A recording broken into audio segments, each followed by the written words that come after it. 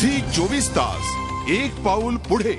बॉलिवूडचा superstar Shahrukh खानला New York इमिग्रेशननं चौकशीसाठी 2 तास ताब्यात घेतल्याची घटना समोर आलेली आहे। शाहरुख अमेरिकेमधल्या येल युनिव्हर्सिटीमध्ये विद्यार्थ्यांना भेटण्यासाठी गेलेला आहे, मात्र येलला जाण्यापूर्वीच त्याला न्यूयॉर्क विमानतळावरती रोखण्यात आलं आणि त्याची कसून चौकशी करण्यात आली आणि विशेष म्हणजे इतरांना काही मिनिटांतच सोडण्यात आलं।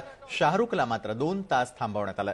या चौकशीबाबत शाहरुखनं नाराजी व्यक्त केलेली आहे। तसंच येल युनिव्हर्सिटीला घडलेल्या प्रकाराबाबत कळल्यानंतर त्यांनी इमिग्रेशन विभागाशी संपर्क साधण्याचा प्रयत्न केला। यापूर्वीही शाहरुखला 2009 मध्ये न्यूयॉर्क विमानतळावरती चौकशीसाठी रोखण्यात आलेलं होतं। या घटनेचे भारतात तीव्र पडसाद उमटलेले होते। आता पुन्हा एकदा असा प्रकार घडल्यानं तीव्र प्रतिक्रिया उमटण्याची शक्यता आहे।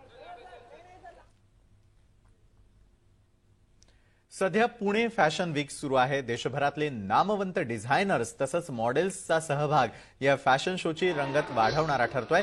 फॅशन वीकच्या दुसऱ्या दिवशी अभिनेत्री करिश्मा कपूर आणि रणदीप हुडानं हजेरी लावलेली होती, तर या दिवसाचं वैशिष्ट्य ठरलं ते अंजना सुखानीचं कलेक्शन।